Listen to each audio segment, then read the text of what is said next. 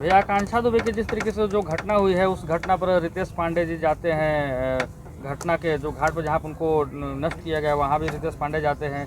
Industry बहुत बड़ी है, नष्ट नहीं, भोजपुरी देखिए परिवार सब एक हैं आप लोग, लेकिन सिर्फ रितेश पांडे ही और अक्षरा सिंह ही क्यों जाते हैं वहाँ उस हीरोइन से मिलने के लिए? देखिए उसको हम लोग अंतिम संस्कार बोलते हैं सनातन में, जो मणिकर्णिका घाट पे हो रहा था।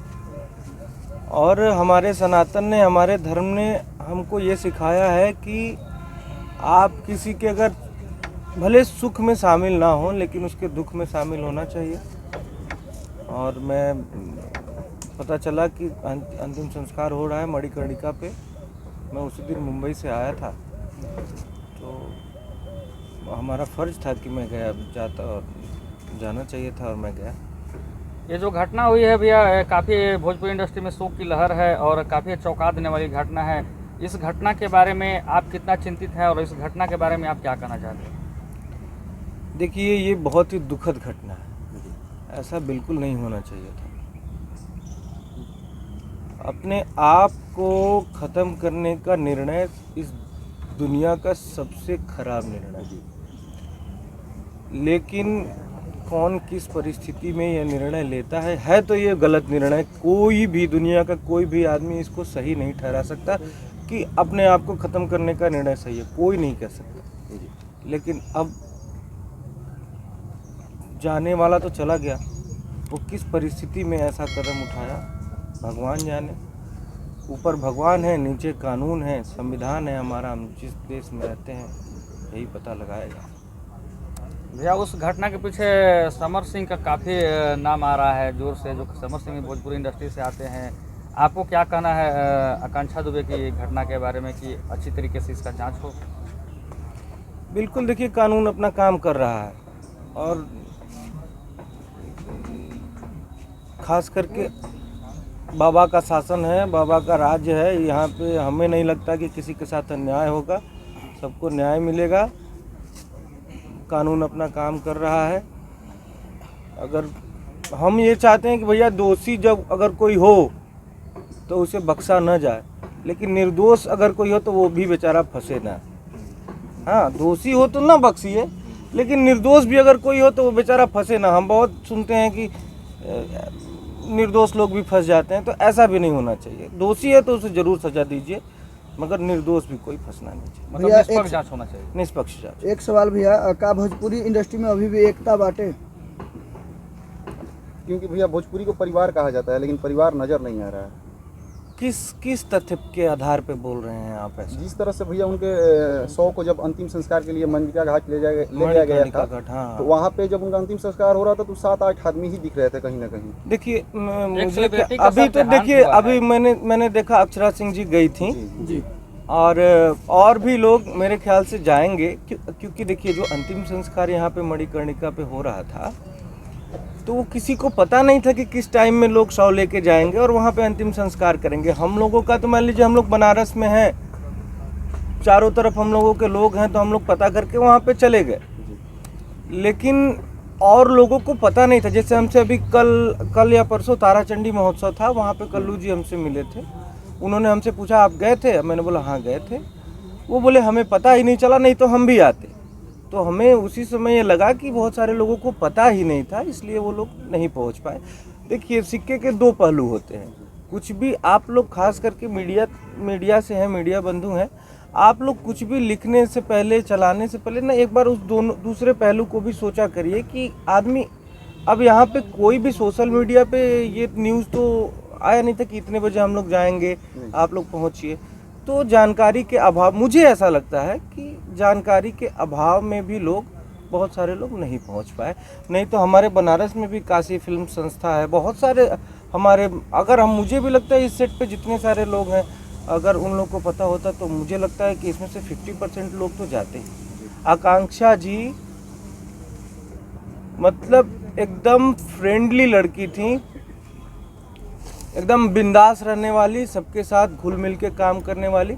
तो मुझे नहीं लगता है कि किसी को अगर पता चलता तो उनके अंतिम संस्कार में नहीं पहुंचते। जिस तरह से भैया उनके बॉडी को जब होटल से लेके जाया जा रहा था, एक पिकअप में लवारिस की तरह उनके लाश को जब इस तरह से लेके जाया जा रहा था, क्या एक एम्बुलेंस नहीं हो सकता था?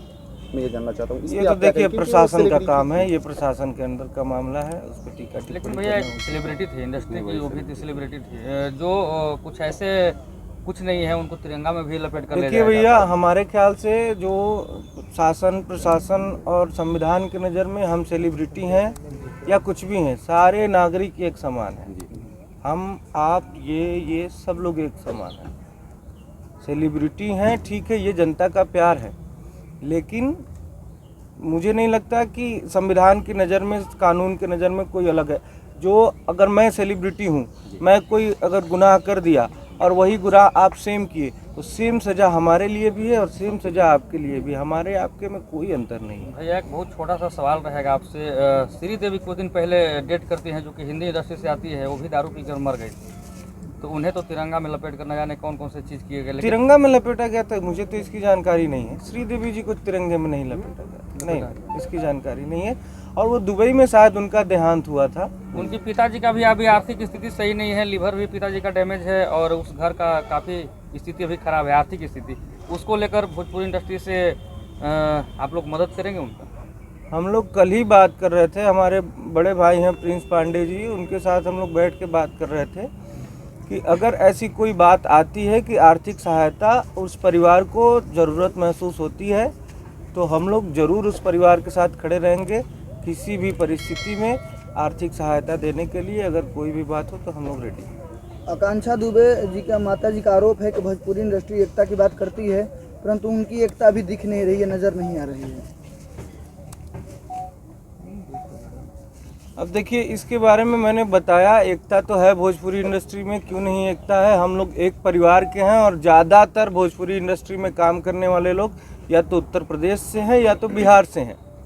और आप समझिए कि बोली एक है हमारी, बोली एक है। अगर आप देश से बाहर जाते हैं एक तरीके के बोलते हैं, अरे यार, अगर आप देश से बाहर चले गए, दुबई, दोहा, कतर या मलेशिया या जो भी है, लंदन वगैरह, तो अगर आपको कोई आदमी भोजपुरी बोलता है, दिख जाएगा, अरे यार तू तो हमारे और के बड़ा हम, तो ये एकता होती है।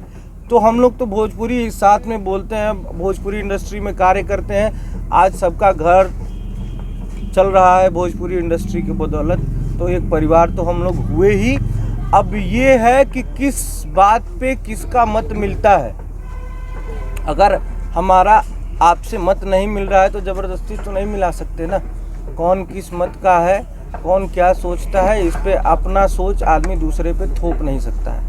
हमारे भोजपुरी इंडस्ट्री में अभी 3 सांसद हैं, किन्हीं का अभी कोई बयान नहीं आया है अक्षर दुबे का भी। किस मामले में? आकांक्षा दुबे में उनकी मां के 3 सांसद का नाम हैं था कि 3 सांसद है, वो भी भोजपुरी रवि कलाकार किशन हैं। कैसे? दिनेश लाल यादव, रवि किशन जी और मनोज तिवारी, लेकिन उनका किन्हीं का बयान नहीं आया अभी तक। किस मामले में? इस मामले में आकांक्षा क्या उनकी मतलब? मां का आरोप है कि भोजपुरी से 3 सांसद है जी, कोई आवाज नहीं उठा रहा है।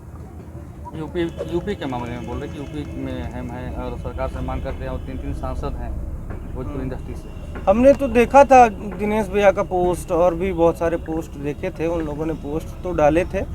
अब हो सकता है कोई उनका निजी कारण हो जिसकी वजह से अभी नहीं कर रहे हो सकता है कि कर भी रहे हों।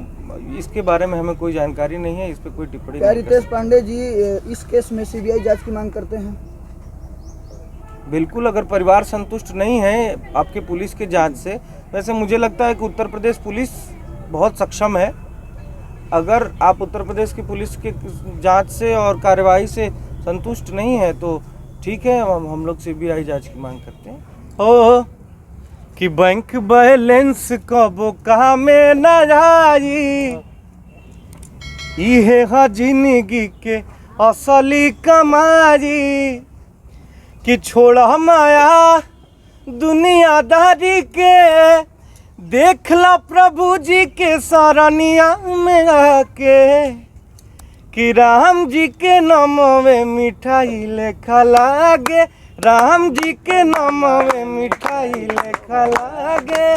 भगवान राम का नाम लीजिए। जय श्री राम। जय धन्यवाद भैया। बहुत बहुत धन्यवाद।